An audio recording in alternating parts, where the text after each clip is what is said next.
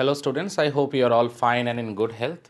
I will continue with my discussion related with the chapter. The last lesson, as you know, I already started revising this chapter for your convenience. I have completed up to at one stroke. Up to this line, I had completed in my previous audio lecture presentation. Now I will start from the next line. As you know, by this time, it was the last French lesson for every one of them, and M. Hamel went on teaching them with lot of passion, with lot of dedication, and everyone was listening to him with rapt attention, including Franz. And it seems to Franz, unknowingly he realized that he went on learning it in a very easier way, and every materials or everything that were being taught, every lesson that were being taught related with French language and literature, it was very clear to him. And M. Hamel was also very much eager to give them, to pour out all his knowledge at one go or at one stroke. Now, let me continue. See, it is written after the grammar, that means after the grammar class, we had a lesson in writing. Now, after the grammar class was over, there was a writing class. There was a lesson in writing, means there was a writing class. That day, M. Hamel had new copies for us, written in a beautiful round hand. Okay, now the important thing is that M. Hamel used to provide them books. M. Hamel used to provide them copies. Now, one by one, the copies were distributed, and in the copies, in beautiful round handwriting, it is written France, Alsek, France, Alsek. That means the name of the province been written. The name of the country is also written in beautiful round handwriting. They looked like little flags. Those words, particularly France, Alsek, those words were like little flags floating everywhere in the schoolroom, hung from the rod at the top of our decks. Now it seems that those letters are looking like flags, and it seems that they are hanging from the rod at the top of our decks.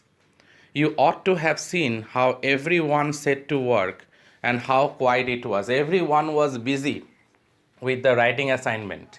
Everyone was busy writing it, and the entire place was very quiet, very quiet. The only sound was the scratching of the pens over the paper. Pin drop silence, and pin drop silence was being maintained. The only sound that was being heard was the scratching of the pen over the paper. That means the sound that was created by the scratching of the pens over the paper. Apart from that, there was no other sound at all. Once some beetles flew in, small insects or beetles we can say, but nobody paid any attention to them. Once small insects like beetles entered the classroom. On any other occasion, few students would have created a bit of a noise, but on that particular day, everyone kept quiet. No one paid any attention to that.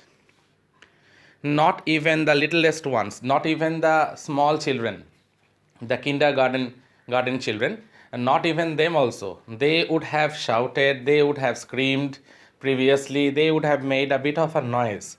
But even the littlest of ones, they were also very quiet, who walked right on tracing their fish hooks, as if it was French too.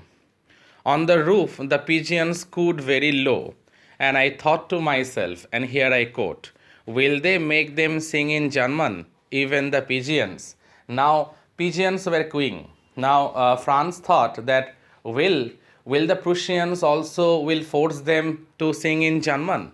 Even the pigeons also. Will they be tamed in such a way that they will also have to sing in German language? Will it be like that?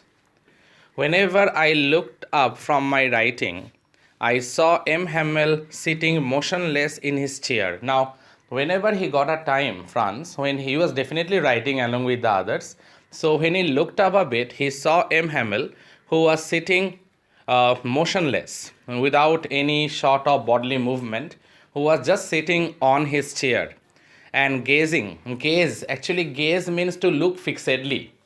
That is the meaning of gaze. Stare also, you can use the word stare also, S-T-A-R-E.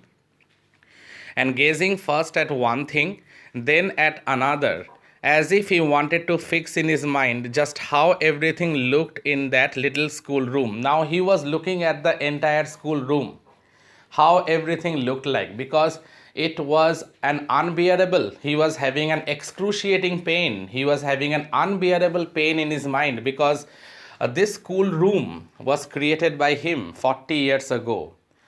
His house, his school, all are been attached together.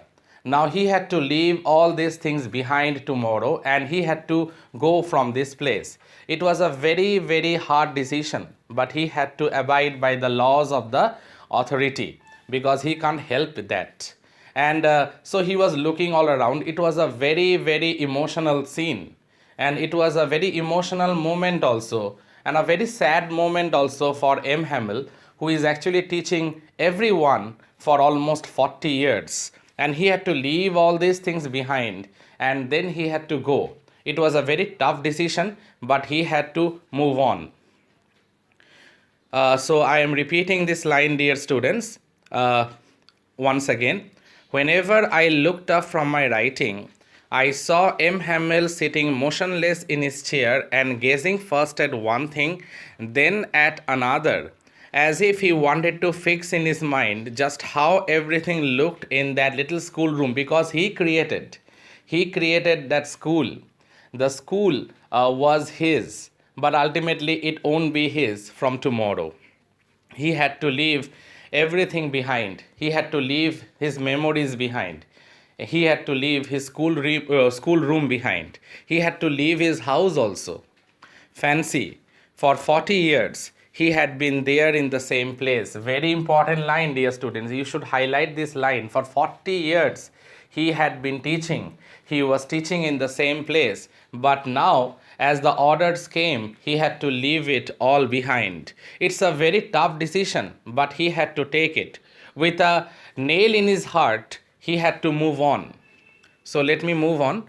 For 40 years, he had been there in the same place, with his garden outside the window and his class in front of him. So for the past 40 years, he was actually experiencing the same thing.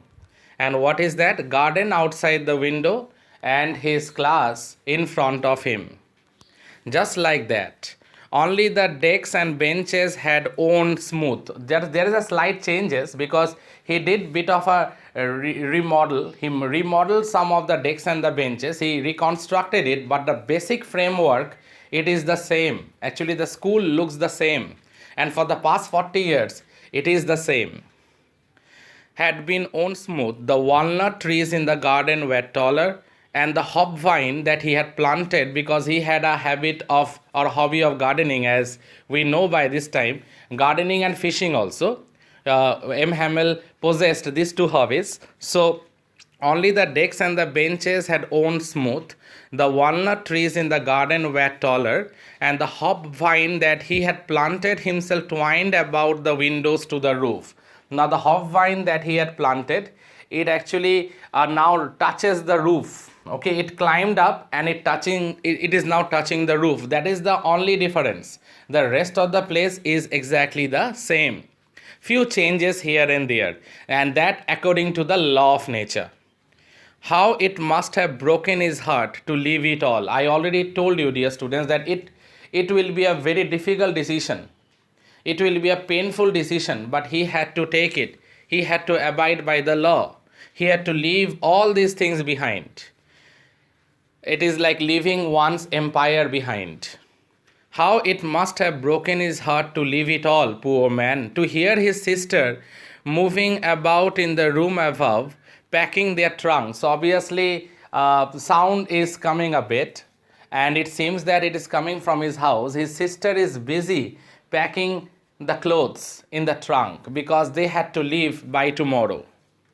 For they must leave the country next day. Already this information been given earlier also. The sound of his sister packing the things in the trunk can be heard also, because as we all know, and that M. Hamel and his family, that is his sister, as we get to know, they had to leave the country, that is Alsace, next day.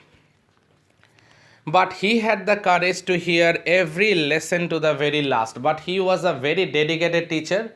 He was a very passionate teacher, and teaching was his life. It seems so, because despite all these things, despite the sadness deep inside him, despite leaving everything all behind, he still had the determination, he still had the courage in him to hear every lesson, every bit of the lesson to the very last.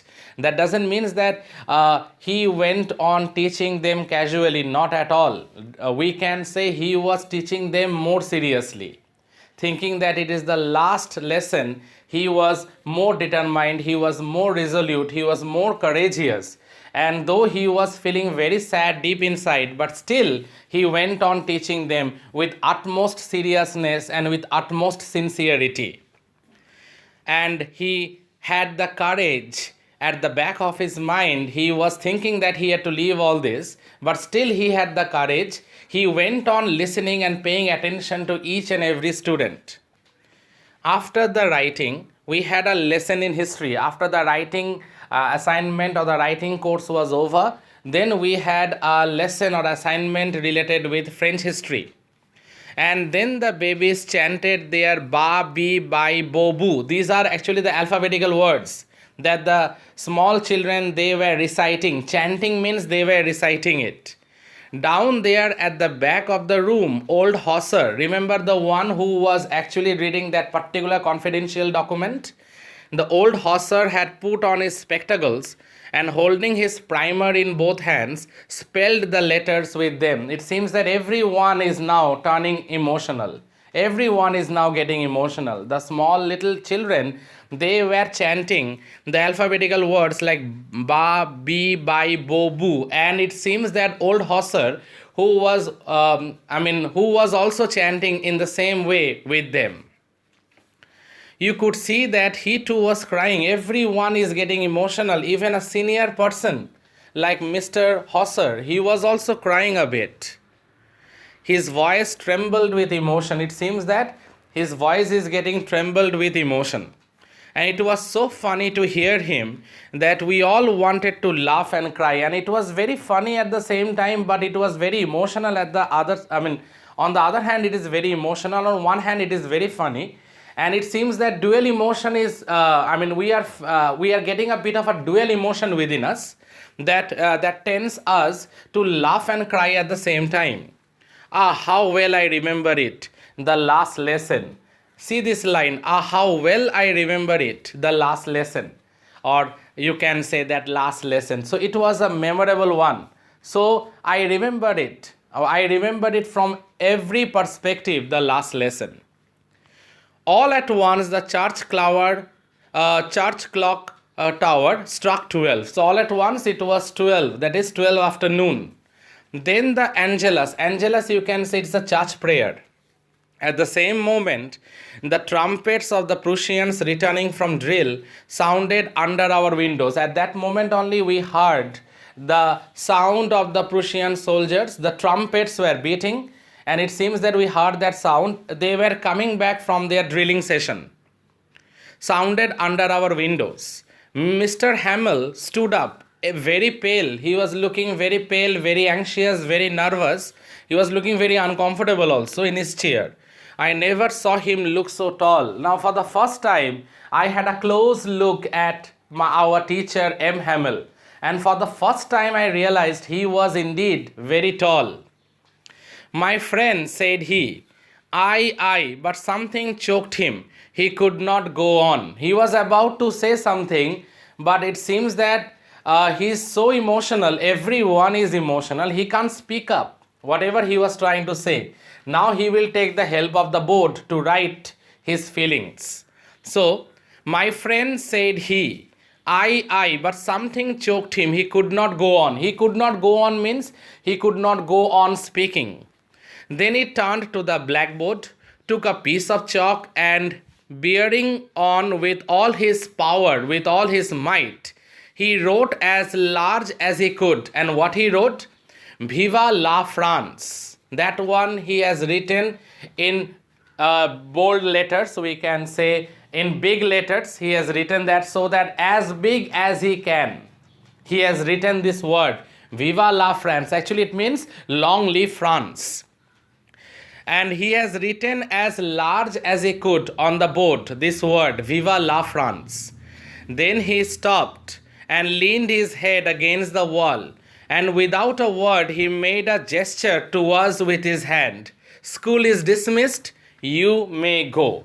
Now, obviously, he has written this word as big and as large as he could. Viva la France. That means long live France. And then after writing it, he couldn't say anything more because, as already been told a bit earlier, that his words are getting choked up. He couldn't speak properly, and we can understand he's getting very, very emotional, and he should be, because for 40 years he's teaching in the same place with his garden outside and his schoolroom inside. There is a bit of a changes outside in the world of nature, that clear indication can be seen, and also inside the classroom the same framework is exactly the same what it was at the beginning. Just a few benches are being remodeled, but apart from that the place looks exactly the same. And it was a hugely emotional moment for M. Hamel, because he had to leave all these things behind.